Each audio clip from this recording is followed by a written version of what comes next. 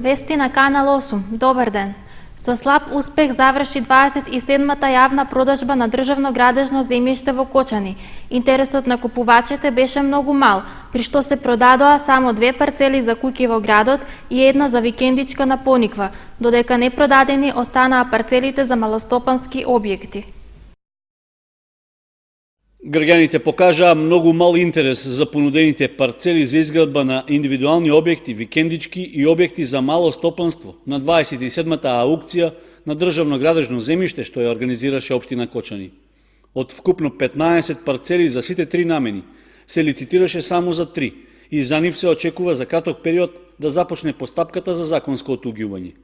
Тоа значи дека наместо сумата од над 700.000 денари според почетната цена, во општинската каса ќе влезат далеку помалку пари од очекуваниот износ.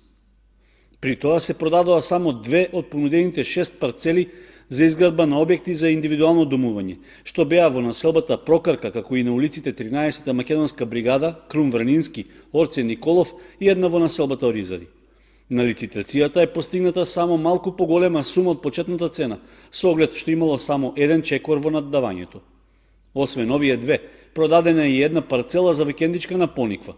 Таму општината исто така нудеше вкупно 6 плацеви за оваа намена, но интересот беше многу мал. Постигнатата цена, како и кај парцелите за изградба на куќи, е само еден чекор од почетната.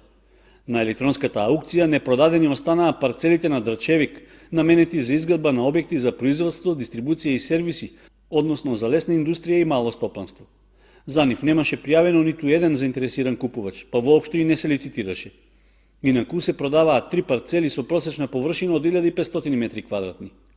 Како и на претходно одржаните електронски наддавања, и овој пат почетната цена за сите плацеви беше 61 денар од метар квадратен, но тоа не предизвика особен интерес за купување. Според условите во објавата за продажба на градежното земјиште, купувачите имаат рок од 15 дена на сметката на локалната самоуправа да ја уплатат постигнатата сума од лицитацијата, во спротивно го губат правото на собственост на плацевите. 27-та лицитација најверојатно ќе биде последна за оваа година, со оглед што за октомври се најавува одржувањето на локалните избори, па според законските прописи, во предизборниот период не е дозволено објавување огласи за продажба, ниту пак започнување слични активности. Тоа значи дека приходите од отуѓувањето на државното земјиште годинава ќе бидат скоро незначителни, односно ќе се реализираат со мал процент во однос на планираното во буџетот. Проектот за реконструкција на зградата на локалната самоуправа на Кочани е во тек, при што во првата фаза се работи на замена на прозорците. Средствата за проектот се обезбедени со поддршка од Источниот плански регион, преку програмата за меѓугранична соработка со Бугарија. Со замена на прозорците започна проектот за реконструкција на надворешноста на зградата на општина Кочани. Според најавите, до крајот на годината, објектот треба да го промени изгледот и дел од функционалноста, а за што ќе се потрошат околу 250.000 евра, што локалната самоуправа ги доби како грант од ИПА програмата на Европската Унија за меѓугранична соработка со Република Бугарија, односно областната администрација на Благоевград. Носител на инвестицијата е Центарот за развој на Источно-плански регион, а проектот е дел од програмата Зелени згради за заедничка зелена иднина. Во писмениот одговор од секторот за правни дејности велат дека предвидено е да се заменат вкупно 86 прозорци, а досега замената е направена на околу 50%. Согласно динамичниот план на изведувачот, техничкиот прием е планирано да се изврши во октомври годинава. Пред започнувањето на градежните работи, првиот човек на општината даде кратко објаснување за реализацијата на проектот и дел од работите што тој ќе ги опфати. Се работи за замена на сите прозорци, се работи за замена на кровот и подигање уште на едно подкровје, значи иста висина само со подкровје, кој што биде во функција на совет или во функција на други организации од општината, и се работи на овозможување за пристап на инвалидни лица со посебен лифт за инвалидни лица.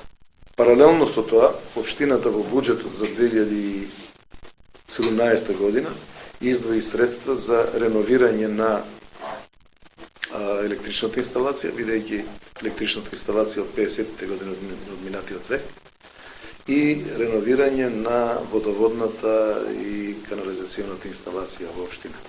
Сепак, во јавноста има дилеми зошто се заменети и прозорците на едношалтерската канцеларија, кои беа релативно нови со оглед што овој дел се реконструираше пред неколку години. Исто така нејасно е што ќе се прави со прозорците што се заменети, а од кои дел можат да се забележат оставени во кругот на општината. Се шпекулира дека дел веќе биле земени од непознати лица, без да се води евиденција каде се однесени и за какви потреби. Во краткиот одговор од секторот за правни дејности стои дека обврската за прозорците ја презема инвеститорот на реконструкцијата, што во случајот е Центарот за развој на Источниот плански регион. Од таму пак, кратко рекоа дека во моментот не може да дадат конкретен одговор што ќе се прави со заменетите прозорци. Комплетирањето на проектот за зголемување на енергетската ефикасност на административното седиште на општина Кочани треба да биде завршено идната година, пошто новата локална власт во реконструирана зграда ќе го троши 4-годишниот мандат.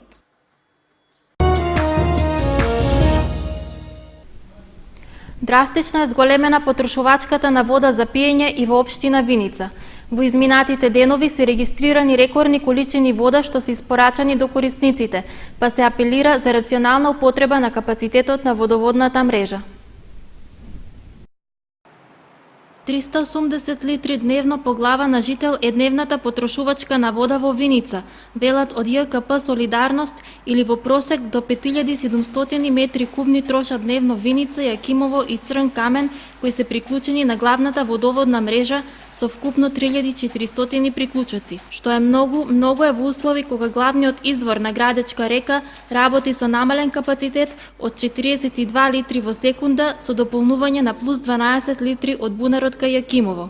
Во попладневните часови се очекува зголемена потрошувачка, бидејќи искуството кажува дека секој пат во попладневните и во вечерните часови се зголема потрошувачката. Може во некои делови, во нависоките делови од градот, да се јави намалување на притисокот во водоводната мрежа и да имаме недостаток на вода за пиење. Од друга страна, ЕВН подршната единица во Кочани ни најави дека во петок ќе имаат работи на мрежата за електрична енергија, така да во петокот во попладневните часови очекуваме поголем дел од градот да се јави недостаток на вода за пиење.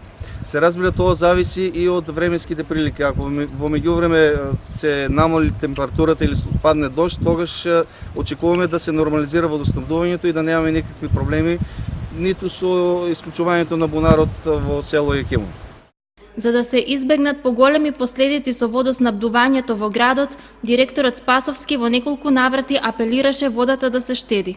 Водата од водоводниот систем да се користи рационално, тоест за пиење и за извршување на основните физиолошки потреби, додека за наводнување на бавчите покрај куќите, за миење, за перење, овој период ги замолувам граѓаните на градот Виница и на овие населени места да се воздржат овие денови додека да се стабилизира водоснабдувањето, да се подобрат временските прилики. Во месец јуни се потрошени 130.000 метри кубни вода, а до крајот на јули се очекува зголемување на таа бројка. Инаку во овие жешки денови најголема потрошувачка е евидентирана на Петровден со рекордни 5700 кубици вода само во тој ден. Граѓаните на Кочани се први во регионот според потрошувачката на вода за пиење. Последните неколку денови се испорачуваат максимални количини вода од градскиот водовод, па од комуналното претпријатие Водовод апелираат трошењето да биде порационално. Граѓаните на Кочани кои се приклучени на градскиот водовод трошат рекордни количини вода за пиење, со што се шампиони во источниот регион. Високите температури што во последните денови се искачуваат до 40 степен, енормно ја зголемуваат потрошувачката, при што во одделни периоди од бунарскиот систем во Грдовски орман се испумпуваат максимални од 220 до 240 литри во секунда. Тоа значи дека водоводната мрежа се користи до горната граница на издржливост, при што во просек секој жител троши по околу 450 литри вода дневно. Потрошувачката во текот на минатиот и почетокот на овој месец константно е во благ пораст. Граѓаните на Штип пак со потрошувачка од 210 литри вода во секунда се веднаш зад кочанци според испорачаните количини од нивниот градски водовод. И во апсолутни бројки тие се поскромни потрошувачи од своите соседи. Дневно секој штипинец во просек троши по околу 380 литри вода. Зголемена потрошувачка од водоводот е регистрирана и во Виница, каде во шпицовите се испорачуваат по околу 100 литри во секунда. Со оглед на најавите дека високите температури ќе продолжат и во наредните неколку денови, од сите комунални предпријатија во регионот ги продолжуваат апелите до граѓаните. Водата да се троши колку што може порационално.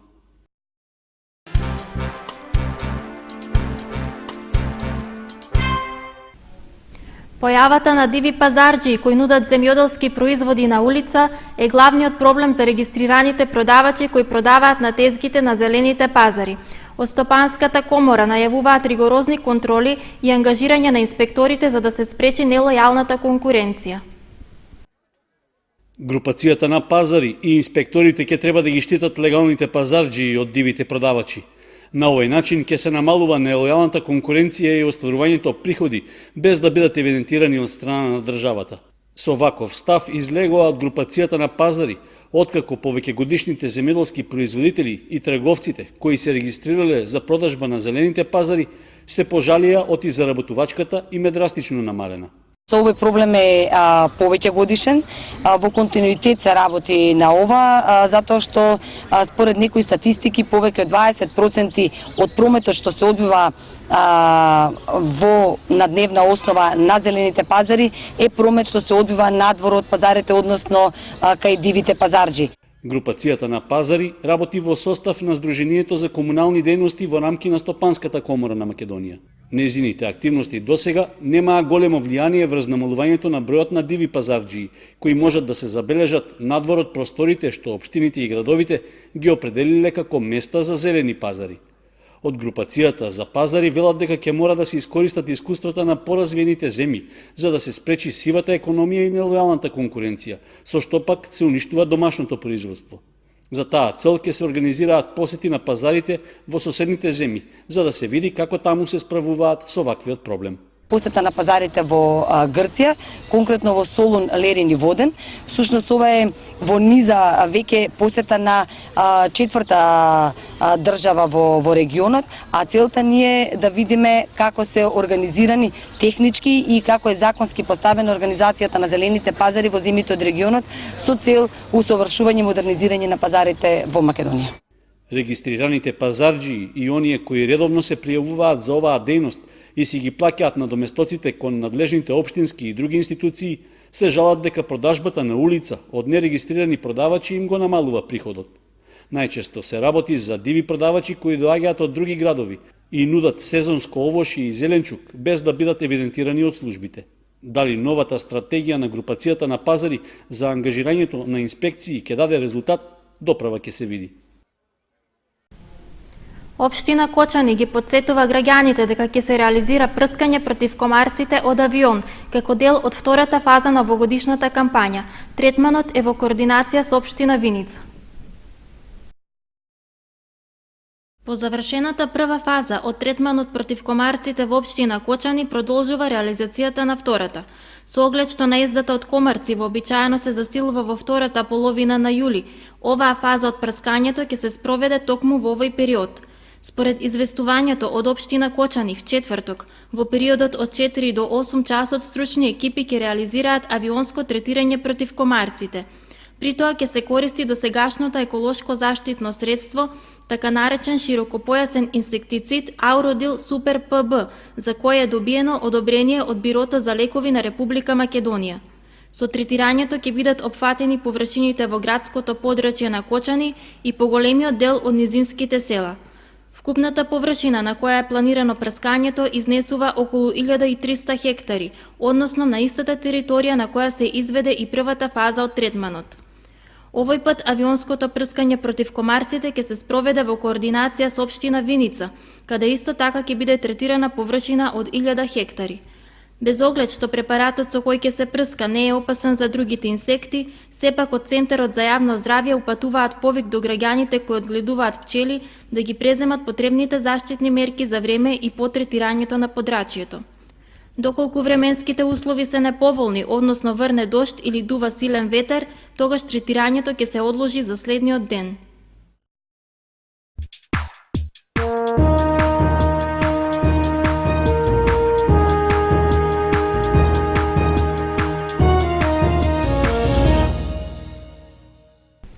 следува информацијата од спортот.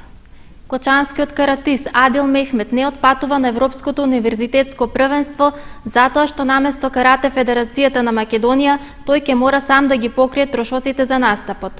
Проблемите настанаа со измените на правилникот на Федерацијата, со што дојде до недоразбирање меѓу клубовите. Измените што се направени во правилникот на Карате Федерацијата на Македонија го невозможија кочанскиот каратист и репрезентативец Адил Мехмет да настапи на Европското универзитетско првенство во Португалија. Иако требаше да ги брани боите на нашата земја, зашто Федерацијата досега ги покриваше трошоците за учество, со новиот правилник тој во иднина ќе мора да ги плаќа од свој джеб. Иако беше универзитетски шампион на Велика Британија, каде што студира, Мехмет не отпатува во Португалија, со оглед што Македонската карате федерација ја откажува поддршката. Поради оваа и уште неколку други измени, дојде до раздор меѓу каратистите, според кои проблематични се 5 члена во споменатиот правилник на Карате Федерацијата. Репрезентативците, предводени од карате клубот Металург од Скопје, предложија измени со кои Федерацијата треба да обезбеди стручен тим и тренер за секој репрезентативец, а тоа барање е одбиено. Во членот 3 пак, побарано е да не се именуваат селектори со мандати од 4 години, туку според потребите и условите во репрезентацијата, а во членот 8 пак, каратистите побараа антидопинг проверките да не се прават по барање на председателот на Федерацијата. Од Македонската карате федерација не ги прифатиле и овие две барања. Поради ваквата ситуација, со писмена изјава се огласи и тренерот на карате клубот KX од Скопје, Елвир Куртановиќ. Ваквата пракса на игнорирање на укажувањата на клубските тренери и протнување на работите на мала врата правилници и нивна селективна примена е само уште еден показател на двојни стандарди на работењето на Карате Федерацијата. Стручниот совет работи по принципот на формирање на групи за надгласување, како и гласање по имејл, без да присуствуваат на состаноци и на крајот да ти одговорат дека не си присуствувал и дека е несериозно и неприфатливо твоето барање. Најмногу реакции меѓу каратистите предизвикал членот 22, според кој трошоците за настап на репрезентативците на меѓународни првенства треба да бидат на товар на клубовите и надпреварувачите. Веќе неколку дена траат препекувањата меѓу клубовите и Карате Федерацијата, а каратистите очекуваат проблемот што побрзо да се реши, за да може врвните и докажани каратисти, како нашиот Адил Мехмет, без никакви пречки да ги бранат боите на клубовите и на репрезентацијата.